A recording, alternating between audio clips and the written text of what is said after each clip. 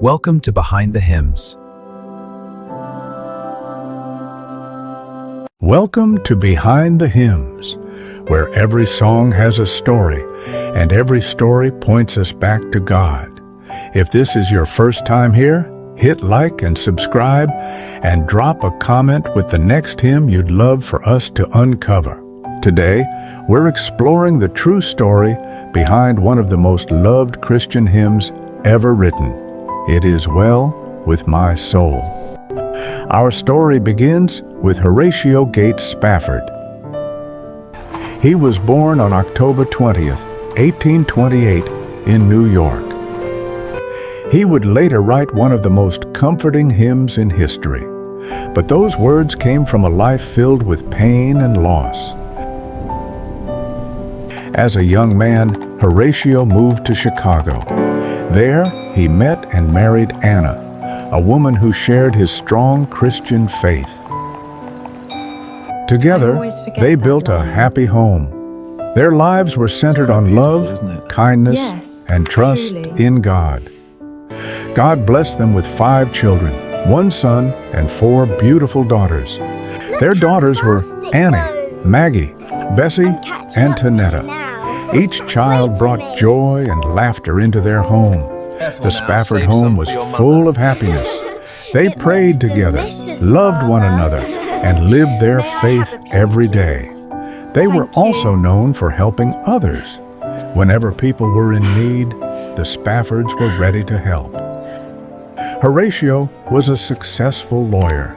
He was also a businessman with a growing career.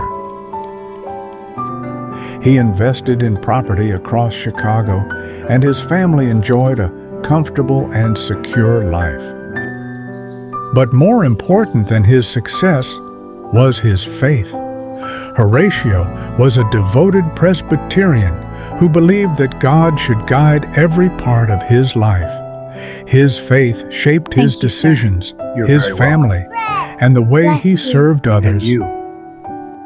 He also supported the ministry of the evangelist Dwight L. Moody, helping spread the message of Jesus to many people.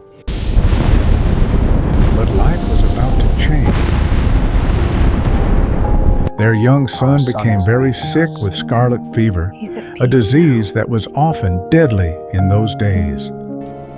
Despite every hope and every prayer, their 4-year-old son passed away.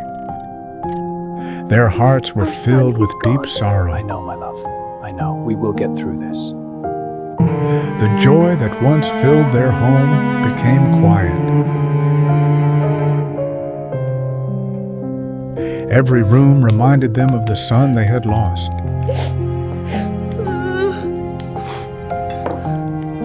Even in their pain, Horatio and Anna refused to lose faith. They prayed together and trusted God to carry them through. But before they could recover from their grief, another disaster struck. In 1871, the Great Chicago Fire swept across the city.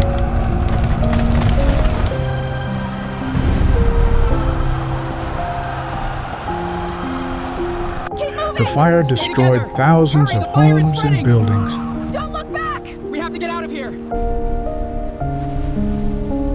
Much of Horatio's property and investments were lost in the flames. Years of hard work disappeared in just a few days. Everything they had built seemed to turn into ashes.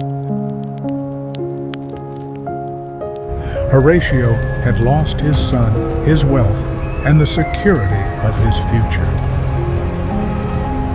Yet through it all, he continued to trust in God. After everything they had been through, the Spaffords decided to take a trip to England. They hoped it would bring rest, healing, and a fresh start. My friend, it has been They too long. also planned Indeed, to meet it is a their pleasure to see friend, you, and the you. evangelist Let us embrace Dwight with L. pleasure. Moody, and support his ministry there.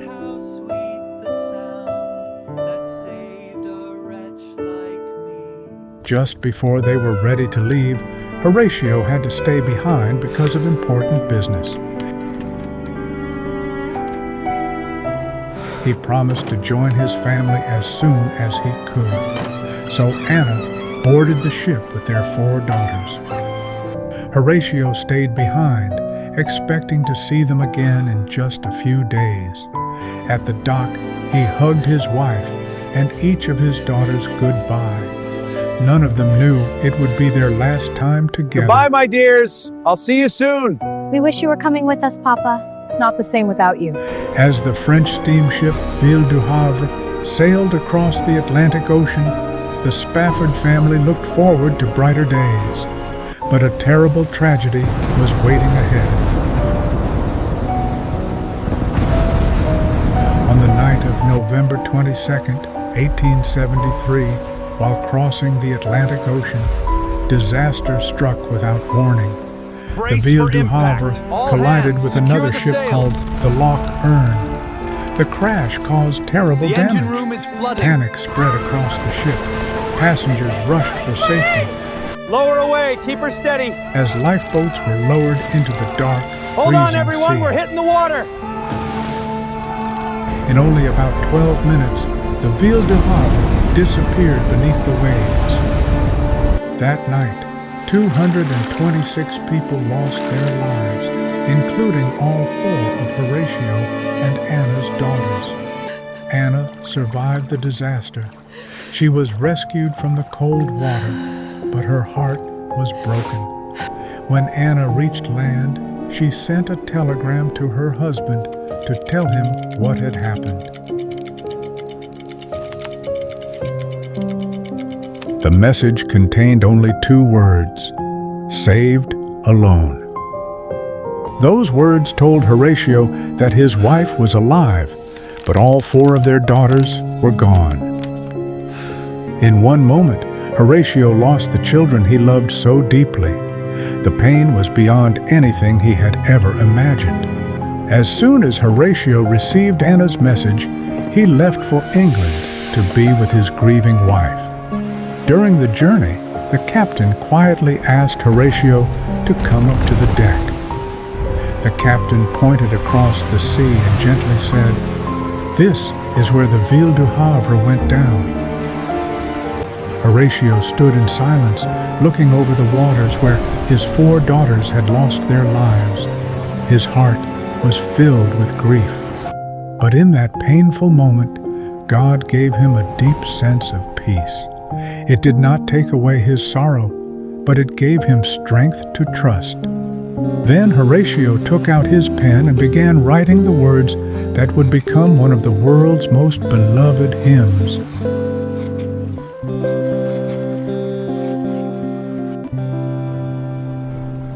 When peace like a river attendeth my way, when sorrows like sea billows roll, whatever my lot, thou hast taught me to say, it is well, it is well. Later, the hymn reached gospel songwriter Philip P. Bliss. The story touched him deeply. He composed the music and named the tune Ville du Havre in memory of the ship where the Spafford daughters were lost. From that day on, the words and the melody became one, carrying a message of hope that has comforted millions around the world. More than 150 years later, It Is Well With My Soul is still one of the most loved hymns in the world. It is often sung at funerals because it gives hope to people who are grieving and reminds them that God is near. It has also brought comfort in hospitals during times of disaster and in moments when life feels overwhelming. This hymn does not pretend that pain doesn't exist. Instead, It reminds us that God stays with us, even in our darkest moments. Storms will come in every life, but through faith in God, we can find peace even when the storm has not yet passed. That is the message Horatio Spafford left for the world, a message of hope, trust, and peace that continues to touch hearts today. His story reminds us that faith is not the absence of pain. Faith is trusting God even when life doesn't make sense. Thank you for joining us on Behind the Hymns. We hope this story has encouraged your faith. If this story blessed you, please like this video, subscribe to the channel, and share it with someone who needs hope today. And tell us in the comments which hymn you'd like us to explore next. Until then, may God bless you. And remember, whatever you're going through, it can be well with your soul. Thank you for watching, and don't forget to comment, share, and like.